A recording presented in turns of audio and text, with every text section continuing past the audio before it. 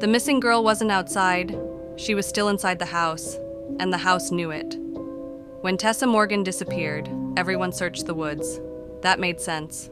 The last place anyone saw her was the hiking trail behind her neighborhood. Her phone was found near the trail entrance. Her backpack was discovered halfway down the path, placed neatly against a tree like she planned to come back for it. But she never did. Search teams combed the forest for weeks. Drones, dogs, volunteers, police, nothing. No footprints leading away from the trail, no signs of struggle, no clues. After 3 months, the searches stopped. After 6 months, people stopped talking about it. After 1 year, only her younger brother Eli still believed she was close. Not alive, maybe, but close. The house felt different after Tessa disappeared. It wasn't sad. It was aware.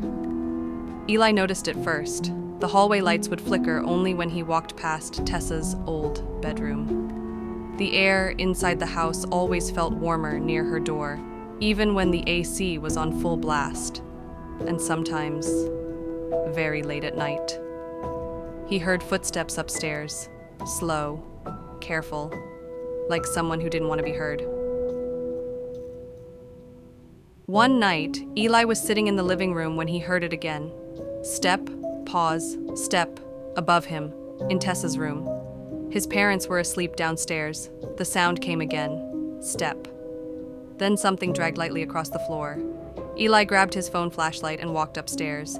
The hallway felt colder than usual. Tessa's bedroom door was closed. He was sure he left it open earlier. He stood there, heart pounding. Then, knock. From inside the room, not loud, just 3 slow knocks. Eli's hand shook as he reached for the handle. He opened the door. The room was empty. Same pink curtains, same dusty shelves, same bed with the blanket folded neatly at the foot. But the air felt thick, like breathing inside a sealed container.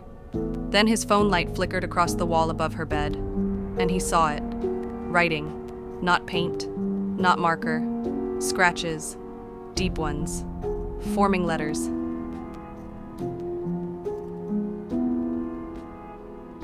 Eli stumbled backward, his chest tightened.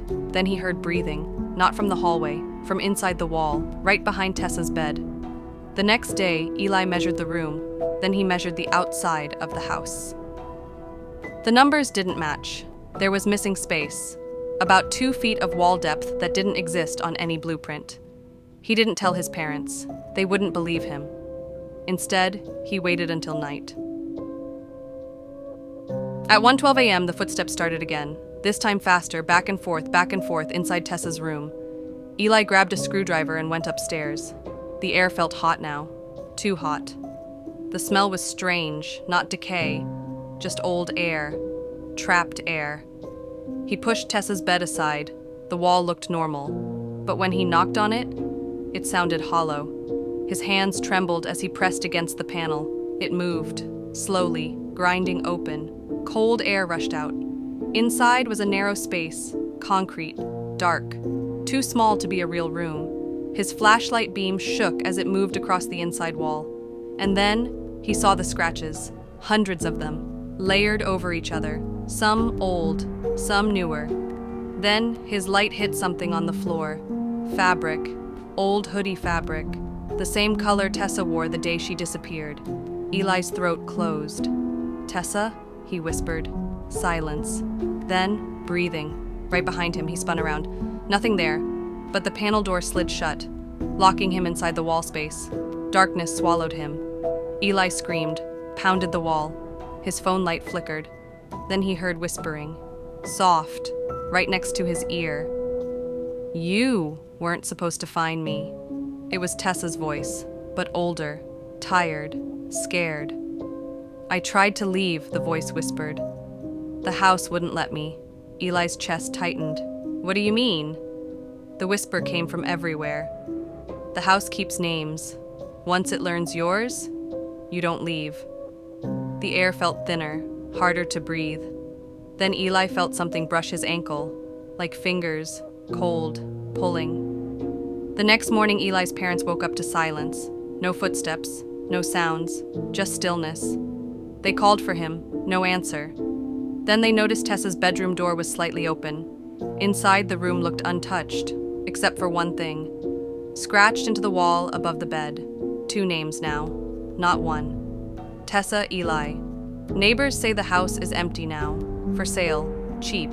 Too cheap. Sometimes when people tour it, they swear they hear footsteps upstairs. And if they stand very still, they hear whispering. 2 voices, repeating the same thing, over and over. Stay quiet. So, tell me, if your house started learning your name, would you leave immediately? Or would you stay to find out why it wants you?